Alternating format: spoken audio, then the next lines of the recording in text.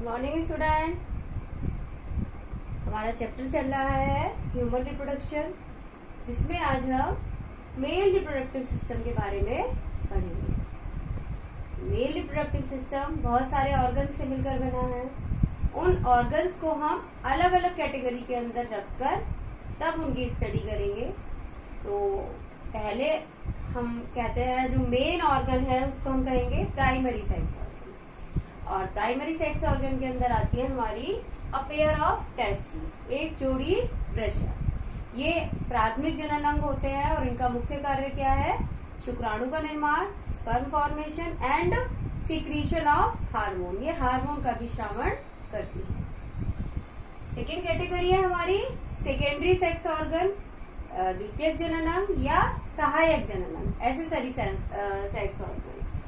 इसके अंदर हमारी ग्लैंड्स आती हैं और कुछ ऑर्गन आते हैं जो कि हेल्प करते हैं टेस्टिस की शुक्राणु के निर्माण में और शुक्राणु के ट्रांसपोर्ट।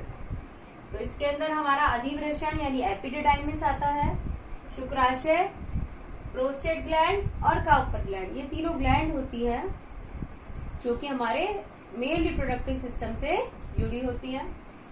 सेमाइनल वेसिकल जिसे शुक्राशय कहते हैं, प्रोस्टेट ग्लैंड और काउपर ग्लैंड। सेमाइनल वेसिकल और काउपर ग्लैंड पेयर्स में होती है, यानी एक एक जोड़ी होती है, जबकि जो प्रोस्टेट ग्लैंड है वो एक सिंगल ग्लैंड होती है। इसके बाद हमारी डक्ट्स आ जाती हैं। डक्ट्स जो कि शुक्राणु को टेस्टिस से बॉडी से बाहर आने में मदद करती हैं। तो डक्ट्स कई सारी होती हैं इसके अंदर, लेकिन जो मेन डक्ट है वो दो हैं, एक है वेस डिफरेंस और दूसरी है यूरिनोजेनाइटल डक्ट। वेस डिफरेंस को हम शुक्रवाहिनी कहते हैं और यूरिनोजेनाइटल डक्ट को हम मूत्र जनन वाहिनी कहते हैं। ये जो यूरिनोजेनाइटल डक्ट है ये स्पर्म और यूरिन दोनों को ही कैरी करती है, क्योंकि जो मेल है ह्यूमंस के अंदर, जो मेल होते हैं उनके अंदर यूरिन का पैसेज और स्पर्म का पैसेज एक ही डक्ट के द्वारा होता है, इसीलिए इसको कहते हैं हम यूरिनोजेनाइटल डक्ट। इसके बाद हमारा एक्सटर्नल जेनाइटेलिया आ जाता है, बाह्य जननांग। इसको हम पेनिस कहते हैं और इसका काम है कि ये स्पर्म को ट्रांसफर करता है मेल बॉडी से फीमेल बॉडी पर। अब हम टेस्टिस के एक्सटर्नल स्ट्रक्चर के बारे में जान लेते हैं। टेस्टिस जैसा मैंने बताया कितनी होती है? एक जोड़ी होती है। छोटी अंडाकार संरचना होती है, स्मॉल ओवल स्ट्रक्चर है और लगभग 4 से 5 सेंटीमीटर ये लंबी होती है। और ये हमारी एब्डोमिनल कैविटी जो उदर गुहा है उसके अंदर स्थित नहीं होती है, ये उसके बाहर एक पाउच जैसी संरचना होती है जिसे कहते हैं हम स्क्रोटल सैक। स्क्रोटल सैक या स्क्रोटम कहते हैं, इसके अंदर स्थित होती हैं।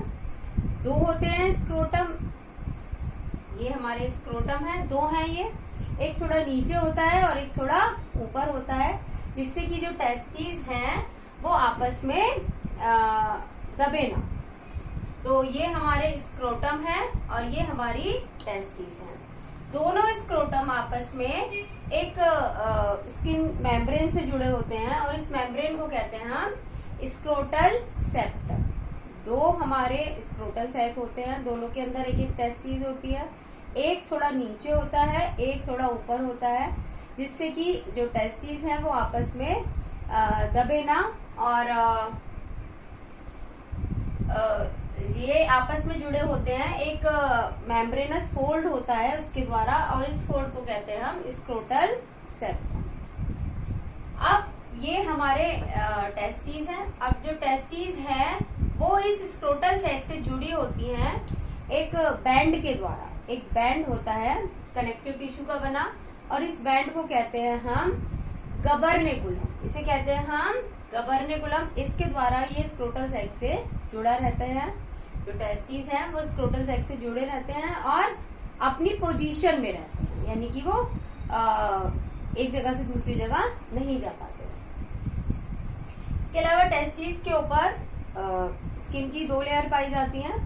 दोनों प्रोटेक्टिव लेयर होती हैं। अंदर वाली लेयर ट्यूनिका एल्ब्यूजिना होती है और बाहर वाली लेयर ट्यूनिका वेजाइनालिस होती है। ये हमारे स्क्रोटल्स है, ये टेस्टिस, ये हमारा गवर्निकुलम, और ये हमने 2 लेयर दिखाई है, अंदर वाली ट्यूनिका एल्ब्यूजिना और बाहर वाली ट्यूनिका वजाइनलिस। अब ये जो स्क्रोटम है, इनके अंदर का जो स्पेस है उसे हम कहते हैं वेजाइनल सीलोम। इस स्पेस को कहते हैं हम वेजाइनल सीलोम। लिखा नहीं है मैंने, इसे कहते हैं हम वेजाइनल सीलोम। और इस सीलोम के अंदर कनेक्टिव टिश्यू भरा होता है जिसे कहते हैं हाइड्रोसील, जिसे कहा जाता है हाइड्रोसील। ये जो हमने येलो डॉट्स दिखाई है, ये क्या है, हाइड्रोसील है। और इसके अंदर हमारी जो टेस्टिस है वो धसी रहती है। तो इस तरीके से ये हमारा स्ट्रक्चर हो गया स्क्रोटम का, और इसके अंदर जो टेस्टिस सिचुएट है। इसके अलावा टेस्टिस हमारी कहाँ होती हैं, एब्डोमिनल कैविटी के बाहर होती हैं, लेकिन उनका कनेक्शन हमारी कैविटी से, एब्डोमिनल कैविटी से होना भी बहुत जरूरी है। तो ये एक कैनाल होती है जिसे कहते हैं इंग्विनल कैनाल। इस कैनाल के द्वारा जो टेस्टिस हैं वो किससे जुड़ी हुई है, हमारी एब्डोमिनल कैविटी से जुड़ी हुई है। अभी जब हम पूरा डायग्राम देखेंगे तो आपको पता चलेगा कि कैसे जो डक्ट्स हैं इसी कैविटी के, इसी कैनाल के थ्रू एब्डोमिनल कैविटी तक जाती है। अब हमने बताया कि जो मेल के अंदर जो टेस्टिस हैं वो एब्डोमिनल कैविटी के बाहर है। तो बाहर होने की क्या जरूरत है, बाकी सारे ऑर्गन तो बॉडी के अंदर होते हैं, तो टेस्टिस ही बॉडी के बाहर क्यों? तो इसका रीजन है कि जो स्पर्म है हमारे बॉडी टेम्परेचर पर सरवाइव नहीं कर पाते हैं। तो मतलब ज्यादा देर तक वो सरवाइव हमारी बॉडी टेम्परेचर पर नहीं कर सकेंगे। तो हमारी बॉडी का टेम्परेचर इसके लिए कम होना जरूरी है। तो इसीलिए जो टेस्टिस है वो बॉडी के बाहर स्क्रोटम के अंदर होती है, क्योंकि वहां पर टेम्परेचर बॉडी से 2 डिग्री सेल्सियस कम होता है। और इस टेम्परेचर पर जो टेस्टिस है वो जो हमारे स्पर्म है वो सरवाइव कर सकते हैं, उनके लिए टेम्परेचर सूटेबल होता है। बॉडी के अंदर जो टेम्परेचर है उस पर स्पर्म सरवाइव नहीं कर पाते। तो इसीलिए जो हमारी टेस्टिस है वो बॉडी के बाहर होती है। इसके अलावा जो स्क्रोटम है उसके अंदर स्पेशल टाइप की मसल पाई जाती है जिन्हें हम कहते हैं टैटोस मसल। क्या कहते हैं? Tattoos muscle. ये मसल स्क्रोटम का टेम्परेचर कम रखती है, उसे सुटेबल बना के रखती है for the survival of sperm. तो इस तरीके से आज हमने इंट्रोडक्शन किया मेल रिप्रोडक्टिव सिस्टम का और टेस्टिस के एक्सटर्नल स्ट्रक्चर के बारे में जाना।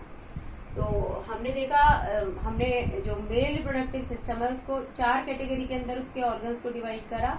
प्राइमरी सेक्स ऑर्गन जो कि हमारी एक पेयर टेस्टिस है, सेकेंडरी सेक्स ऑर्गन जो कि हमारे एपिडिडाइमिस, और 3 तरह की हमारी ग्लैंड्स हैं, seminal vesicle, prostate gland and Cowper's gland.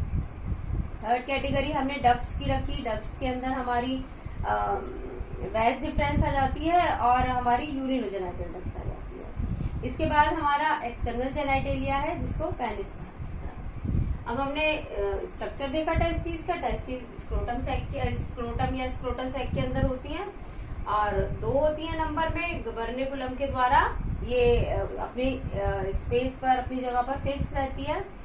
2 layer पाई जाती हैं, कवरिंग पाई जाती है इसके ऊपर, अंदर वाली एल्ब्यूजिना और बाहर वाली वेजाइनलिस। और इस तरीके से ये हमारा जो इसकी जो रूपरेखा है हमारे मेल रिप्रोडक्टिव सिस्टम की वो हमने जान ली। अब इन ऑर्गन्स के बारे में हम डिटेल में अपने आने वाले वीडियोस में। Thank you and have a nice day.